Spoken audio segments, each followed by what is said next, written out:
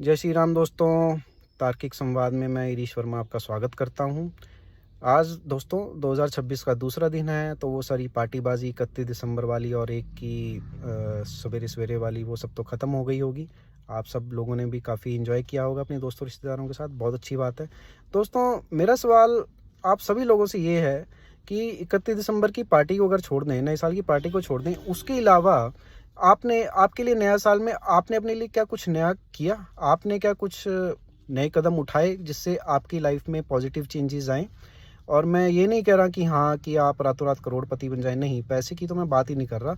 बात मैं ये कर रहा हूँ कि दोस्तों मान लीजिए आपकी कंपनी में ऐसे लोग हैं, आपकी संगत में, आपके फ्रेंड सर्कल में ऐसे लोग हैं जो ड्रिंक करते हैं, जो जुआ खेलते हैं, जो नॉन-वेज खाते हैं और भी कुछ गलत आदतें जिनका मैं नाम नहीं लूँगा। अगर आपकी ऐसी संगत है, तो क्या आपने सोचा कि मैं ऐसी संगत से बाहर निकलूँगा?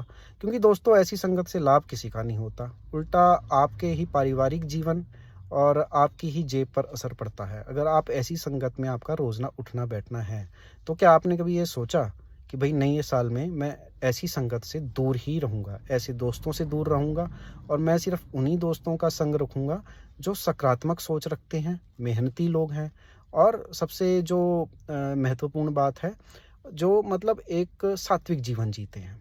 तो मैं ऐसे लोगों के बीच में ही उठना-बैठना करूँगा। क्या आपने कुछ इस दिशा में कदम उठाए दोस्तों? मेरा आपसे ये सवाल है।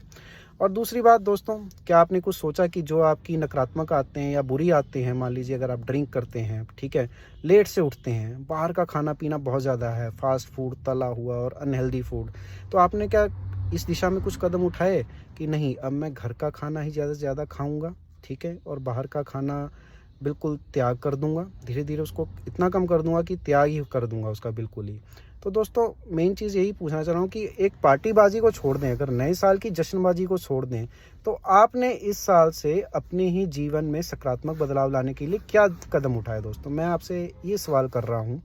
और अगर सब कुछ वैसे ही चल रहा है, जैसा कि 2 दिन पहले चल रहा था, 2025 में चल रहा था और अभी भी सब चीज़ें वही हैं दोस्तों, तो फिर ये नए साल की जश्नबाजी के क्या मायने हैं? मुझे आप बताइए।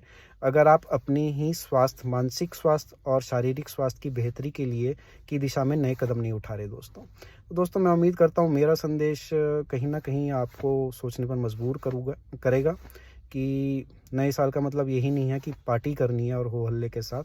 नए साल का मतलब ये भी है कि हमें अपनी नकारात्मक आदतों को धीरे-धीरे दमन कर देना है, इनका त्याग कर देना है और अपने जीवन में सकारात्मक बदलाव लाने हैं। सकारात्मकता को हमने एम्ब्रेस करना है दोस्तों। ठीक है दोस्तों? तो फिर मिलेंगे। धन्यवाद।